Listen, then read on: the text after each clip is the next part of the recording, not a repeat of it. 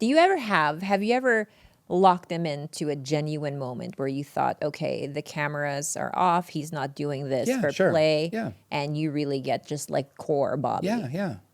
Well, that's what makes Bobby so delightful and why people love him so much is he's just so ready to be vulnerable and share his struggles and, you know, on camera and off camera. And then he covers it with humor, but you see like the broken, weeping child inside. I know. And I know. And so it's this dance back and forth. It's adorable. You just want to hug. I know. You just want to hug him. The routine is tiresome, and I see myself doing it. It's like when I'm talking to somebody and I'm like being vulnerable and being real, and all of a sudden something kicks in where I have to do something to like get me out of it or whatever because I'm scared of the feelings. Mm-hmm. And what's crazy is I notice myself doing it now. Like I'll catch myself and go, and I'll even apologize to the person I'm talking to. Like, I'm sorry, that's me not wanting to feel or being here. Sad clowns, you and and me were sad clowns, making the magic people. So good. And I want to be. Here's the good news. I catch myself before you don't even notice it. Right. So now I can go. You're gaining some self-awareness. Yeah, you're doing it again. Yeah. Why? And then you ask yourself, why am I doing it? Yeah. And then I always go, just feel whatever you're feeling. You know. So it's like, I do it when I read a negative comment. So if I read a negative comment on the internet, right, it spins me into. I can't even tell you. A spiraling abyss. Let's do something right now. Let's do a little therapy right now. Do you mind if we just do an exercise? Gilbert, go to the last episode of Tiger Belly on YouTube and just go to the comment section. It's going to be about me, not Bobby. It's going to be It's going to be about her. I'm the one who gets She gets a lot from the heat. She gets a lot of negativity? Yeah, a lot of negativity. Bobby is beloved, untouchable. I don't know. I think that, you know, I've always just been the girl in his life and have sort of just been painted as this villainous thing because, I don't know, for reasons I can't explain. I think that a lot of times when we first got together, they saw this, who they thought was not their idea of like a handsome man.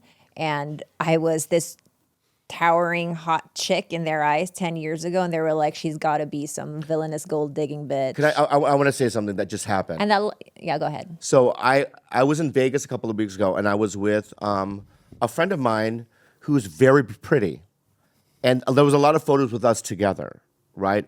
And immediately she calls me and she goes, "I'm getting so much hate. They're calling me a whore, a gold digger," and she goes, "I've never gotten that before." And the reason why is because when people in the internet see me with a beautiful girl, they can't believe it's other than that.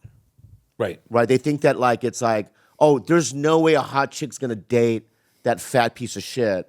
So she's got to be a gold digger. When in reality is that I win them over with who I am.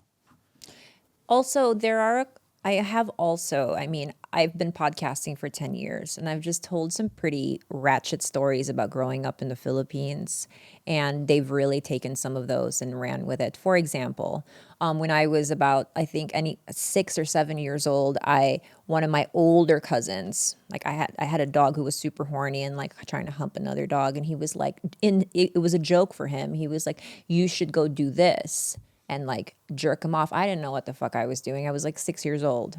I told a story in a podcast how I, didn't know I was jerking a dog off, and now I'm the dog jerker offer. That's just what the internet runs with. Yeah. It's sad stuff, but when I read shit about her, it breaks my heart. But maybe you should. I immediately go we should merch that, The dog jerker offer. Yeah, we need you with a dog and a thing. Yeah.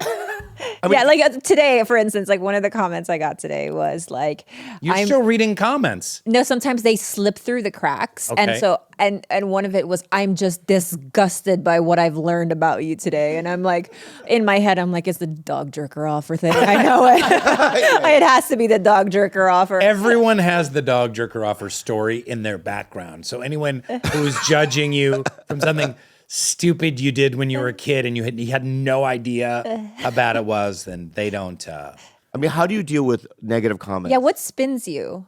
Well, we talked about this. We did, yeah.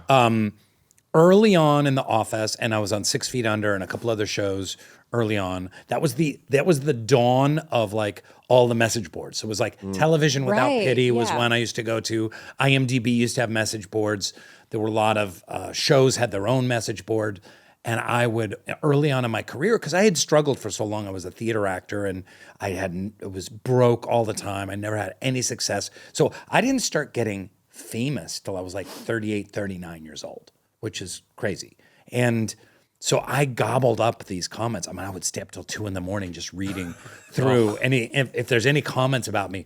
And so many of them are like, I remember there was one I did, I think it was when I was on 6 Feet Under, and someone called me Pig Boy. And they would be like, oh, I can't believe Piggy was back on the show. Oh, that Pig Boy. And like, I was like, oh, I kind of do look like a pig. I have a little nose and a smushed face. And I was like, oh, that hurts. But I kept going back, and this person kept showing up, calling me Pig Boy. And Why do you think we keep going back? Well, he stopped, probably. I tell you why, because we're narcissists and we need external validation because we don't know how to feel good and comfortable and whole and well in and of ourselves regardless of what people think of us. Although I'm in a very different place now than I was back then. So I'm in a much healthier place. Did you do your tap? Did you find anything negative about Bobby? It's not a lot, but I'll let you choose. You want to just choose a random episode? Yeah. Because a lot of it is.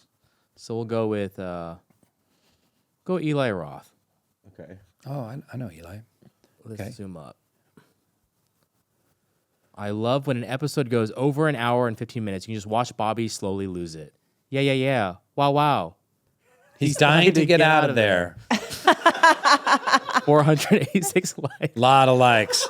500 people are like, yep. Next comment. I have never seen Bobby be so humbled about movies. We got to move on a little faster. Okay. Here. Let's go. Okay. I love this episode. Yeah. There's nothing. There's nothing negative. No, it's not. I don't get it there. I get it in my direct messages. Yeah. Like go die, hope you die stuff. It's I'm not seeing anything a negative. lot of these are not negative on YouTube. Really. Oh, okay. Yeah. Unless they get flagged. Because I get a lot of negative ones guesting on a podcast or something. Yeah. You get it. I don't want you to go. Reddit is where Reddit, they're out for my blood. everyone's blood. Yeah, But that's everyone's. But there's also Yeah, because I guess these people, if they're watching Tiger Belly 8 years into the show, They're fans. They're fans Yeah. already. So it's not. Yeah. But this is what I've been doing. This is what I do. So I read something like really negative on my direct messages, like, when are you going to kill yourself? Right? I want you to die. Now you can change your settings on your direct messages so you don't get any direct messages. I can't from because people. Right. I that's where I get. That's correct. I would say that's where I get the girls too. So I get a lot of like titty ones too. You know what I mean? I love the titty ones, so I risk it. I go, do I? This one is in the thumbnail, whatever, the profile picture. I go, she looks cute. I press it. It's either titties or why don't you kill yourself?